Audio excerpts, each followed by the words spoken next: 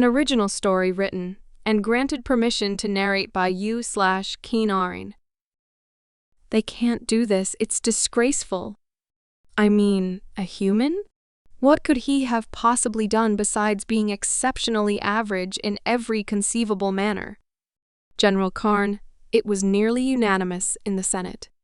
I think you're just jealous. Someone else is going to be in the limelight for a change. But two in the same century. And to a human, no less. Honestly, they're handing them out to anyone now. What next? They're going to give one to a Lethan for getting above-average scrap in his junk scavenging quota. Well, before you come to your conclusions too quickly, General, let's at least give him the benefit of the doubt. Maybe this human was slightly above average.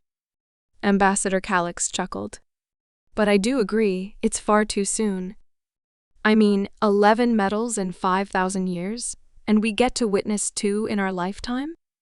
Regardless, I am happy for another holiday being added to the human calendar on the dreadful occasion that I have to work with them again. General Karne grumbled as they made their way down the red carpet that stretched up the steps of the Great Hall. General Karne was greeted with a spectacular fanfare of music and cheers as he stepped through the entryway. As the last recipient of the Galactic Honor Medal, he would be one of the guests of honor for the ceremony. Just yesterday, he turned down the offer to be the one to personally gift the medal to the human, saying his presence alone would be enough of an honor. He made his way to his seating near the front of the opulent awards hall and took his place near the podium. In his seat was a small paper-bound book titled The Eskaido Conflict, a first-hand account. He picked up the volume with a grumble so he could sit down. Why did they think he wanted to waste his time with reading about Eskaido? He personally peer-reviewed countless publications on the military strategy and political consequences of Eskaido. He was sure he could retell the statistics and strategy of the Eskaido conflict better than any mere foot soldier on the ground. Seeing the Great Hall decorated for a Galactic Honor Medal was an opportunity very few would get to witness in their lifespan. And here he was, seeing it all over again. But this time, it wasn't adorned for him, but for some pitiful human. The massive banners that bore the insignia of his species' last ceremony had now been replaced with the emblem of the humans.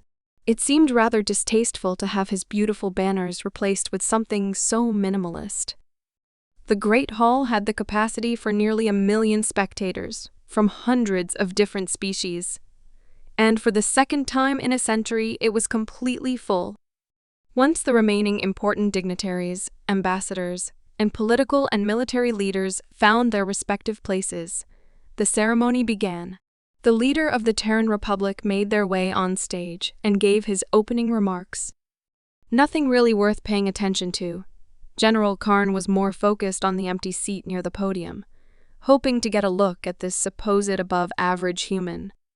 He wanted to witness the man for himself and see what could be so special about him. Confusion was spreading across the crowd once more and more people took notice of the strangely empty seat. This human is giving me more and more reasons to dislike him. I mean, not showing up to his own galactic honor ceremony? That should be a crime if you ask me, General Karne said to the ambassador seated next to him. Perhaps they have some grand entrance planned. Leave it to the humans to be overly extra with their presentations. They don't even have the decency to adhere to millennia of traditions. Well, if it gets any worse than this, they'll ensure they're never given the opportunity to earn another. Which is fine by me. After the usual introductions and dreadfully boring formalities of starting the ceremony, General Karne finally blessed the speaking human with a modicum of attention. For over 5,000 years, the Galactic Honor Medal and its recipients has stood as a beacon for all of our members in service, from any origin or species. It represents something that anyone can strive to achieve and to be the change that would impact the galaxy for the better. It is reserved for individuals who display acts of valor that save the lives of millions, whose actions single-handedly change the course of history as we know it, and whose displays of courage are to be remembered and appreciated by all. With this in mind, It is my hope that today we shall remember a soldier who has given more to the galaxy than anyone presently in this room." General Karne rolled his eyes at the last remark, thinking that it might have been somewhat directed at him. This human probably did not have the slightest comprehension of what he had to do to earn his.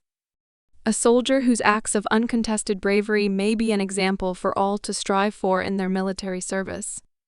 United Terran Army Private John William Ringuette has distinguished himself from his peers by going above and beyond anything expected of him when he entered service to the Galactic Republic 1 year ago. And it is with great sadness that he is not present with us today to receive this honor in person. General Karne leaned over, whispering again, "Oh, I'm sure he has much more important things to do right now, but I guess desecrating the prestige of the most important award in the galaxy is pretty paramount." Ambassador Calix gave a small laugh, and they refer to him in the past tense, as if he is someone different now, and is no longer the same human who earned this award.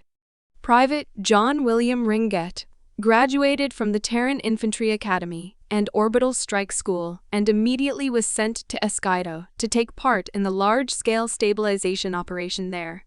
At 17 years of age, he left Earth and was dropped into one of the most hostile zones on the planet. After 3 months of fighting on the surface of Eskaido, it was seen as a losing battle, and his squad was issued an evacuation order.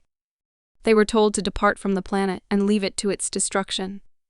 At around 1800 hours on the 7th of June, Terran Standard Time, his squad made the executive decision to stay behind to ensure the evacuation of Eskaidian civilians. At the time they did not know it, but they were escorting the very last members of the Eskaidian species. Upon this revelation, though filled with countless people, the room had grown completely silent. Many had heard of the tragedies on Eskaido, but until now, none had known just how severe the circumstances of the war had been, and how close the species was to complete extinction. His squad secured the only remaining spaceport on the planet and started the evacuation of the civilians. However, at the time of arrival, only 3 of the squad of 9 remained. His 2 squad mates, Staff Sergeant Andrew Miller and Technical Sergeant Brian Jones, took control of a military transport and set to bring the civilians out of the war zone. As they prepared to start the evacuation, they became aware of an enemy battalion expeditiously advancing towards the last remaining entry tunnel. Private John William chose to stay behind to ensure the safety of his squad and the civilians, in the hope that he could buy time for their withdrawal.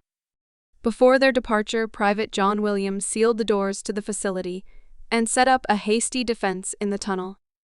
At 2000 hours, a battalion of enemy combatants aided with multiple military support vehicles began to assault the facility, set to ensure the complete extermination of the Eskaidian people.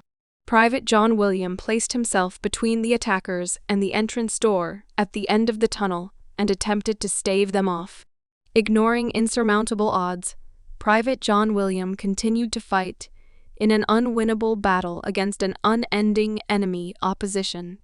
Beset by an endless barrage of machine gun fire and plasma fire, Private John William held the line for the 4 hours it took to evacuate the civilians.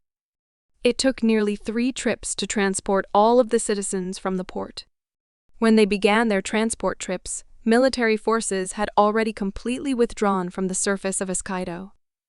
As the final soldier on the front lines in the Eskaido conflict, Private John William gave the ultimate sacrifice, knowing that there would be no reinforcements and no evacuation for himself.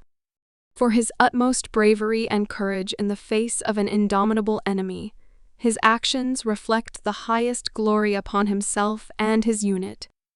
For his service on Eskaido and to the galaxy, Terran Republic Private John William Ringuette is awarded the Galactic Honor Medal.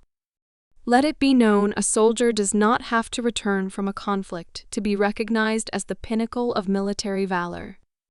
Private John William is the first individual to posthumously receive the Galactic Honor Medal. In your seats, you will find his personal diary of his time on Eskaido, published at his last request. It was his hope that the tragedy that transpired on Eskaido is never forgotten to history, and his first-hand account aids in making that possible. When his speech ended, the Great Hall did not cheer nor celebrate as it had for past ceremonies. No extravagant light display or confetti decorated the Great Hall and dazzled the spectators with the glory of the recipient as it normally would. The human speaker merely placed the medal atop an empty wooden casket that was hidden behind him and departed from the stage. The long and drawn-out tradition of handshakes and exquisite feasts did not follow the ceremony. What followed was a procession of delegates and dignitaries, paying respects to the empty casket that symbolized the recipient of the award. General Karne looked down at the paper-bound book that was still in his claws, regretting that he was so quick to dismiss it earlier.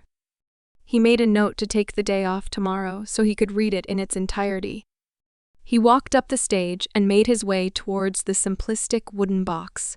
He was not entirely sure what its purpose was, but it seemed to be something reserved for a solemn affair. After waiting in the line of people placing gifts and colorful flora from various worlds around it, it was his turn to pay his respects.